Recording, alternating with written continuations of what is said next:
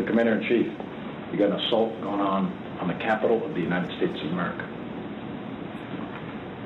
And there's nothing. No call, nothing. Nothing, General Milley? Nothing? Really? Really? Because, you know what? Let us look at the Inspector General of the Pentagon, of the Defense Department. Let's see what he has you testifying in their in the IG report for the Pentagon from November 16th, 2021. Let's see what you testified to. You, General Milley, who said nothing, nothing, nothing.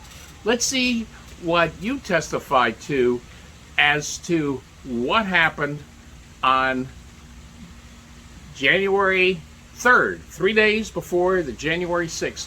What that completely upends this whole narrative about Trump doing nothing, nothing, nothing for January 6th. In fact, according to your testimony, as we're going to see, he urged National Guard and soldiers to be at the Capitol, and it's you who does it. And it's not a friendly witness to Donald Trump saying this. It is you, General Milley, saying that he urged troops to be at the Capitol, and that the acting Secretary of Defense, Christopher Miller, ensured him. We'll take care of it. Don't worry, we'll take care of it.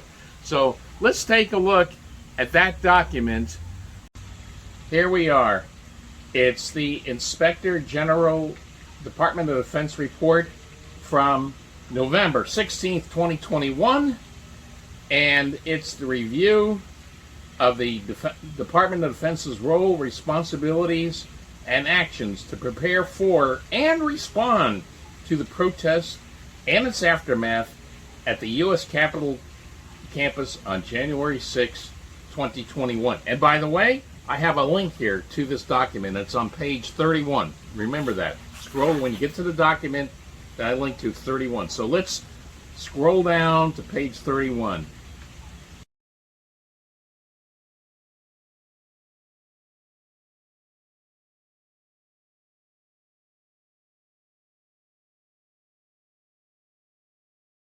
And here we are on page 31. Here is what is in the Inspector General's report.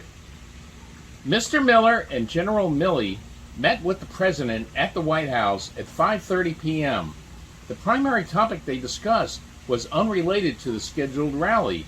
General Milley told us that at the end of the meeting, the President told Mr. Miller that there would be a large number of protesters on January 6, 2021, and Mr. Miller should ensure sufficient National Guard or soldiers would be there to make sure it was a safe event. General Milley told us that Mr. Miller responded, "We've got a plan, and we've got it covered." So you see, unlike the fantasy being promoted by the January 6 Kangaroo Committee, President Trump wanted National Guard troops and or soldiers, but probably National Guard troops, on hand to prevent any violence. I mean, if he was wanting violence, as they're pretending was his motive, he wouldn't have asked for National Guard troops to be there. Now, one other thing is that this testimony is backed up by, on page 4 of the Capitol Police files for the timeline of events.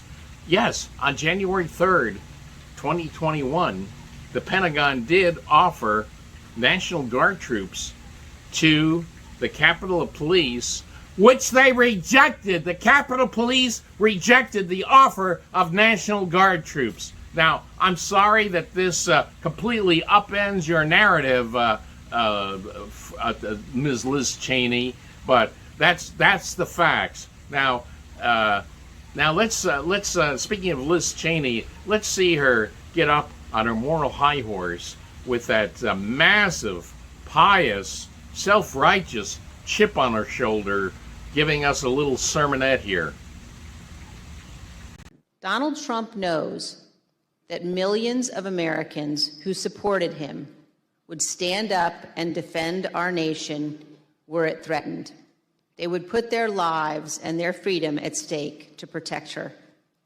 And he is preying on their patriotism. Please, please, keep those documents away from me. Please, please, please. We can't have anything that contradicts our narrative. Don't you understand? We have a TV producer, professional TV producer, and he has a carefully constructed narrative for us to present on TV. And your documents completely destroy our narrative about Donald Trump not giving a damn about what the events at the Capitol on January 6th, because in fact the documents there, which we don't want to see them. It shows that he wanted troops to prevent any outbreaks of violence. Yeah, a carefully constructed narrative completely upends your little TV production.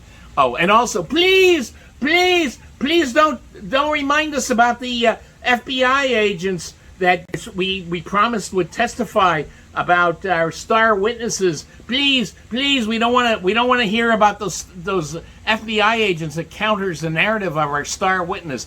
Yeah, remember that at the latest round of their TV hearings at the beginning, their star witness, Cassidy Hutchinson, she testified that in the Beast, which, by the way, it wasn't a Beast. She later said, oops, oh, no, it wasn't the Beast. It was a SUV, and never mind.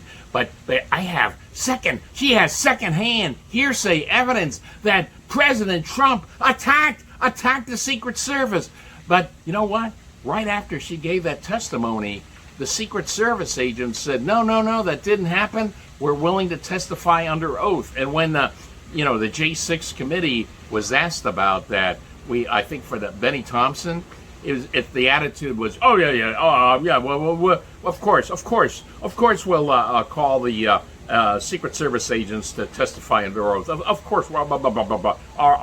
Of course, maybe, okay, we'll do that. Yeah, you know what? They never did. They never did, because it completely destroys the narrative. That narrative, which is right now being promoted all over, that Cassidy Hutchinson had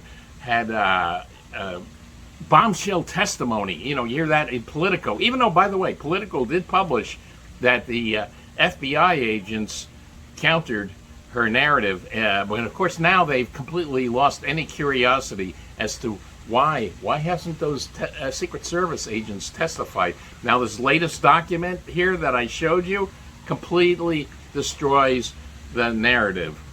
So one thing to keep in mind is that we're going to find out. We're going to find out next year when we have the new Congress to find out what really happened on January 6th. What really happened. Not a pretend fable narrative of what happened. And by the way, they're also going to investigate, I'm sure, the antics of this January 6th Kangaroo Committee, but because they've been cherry picking evidence, they've been ignoring documents such as the one I just showed you. And by the way, again, I'm going to have it in a link below. So anyway, that's all for now. And I'll see you guys later. And especially you, January 6th Committee, the reckoning is coming. The reckoning is coming. Bye-bye.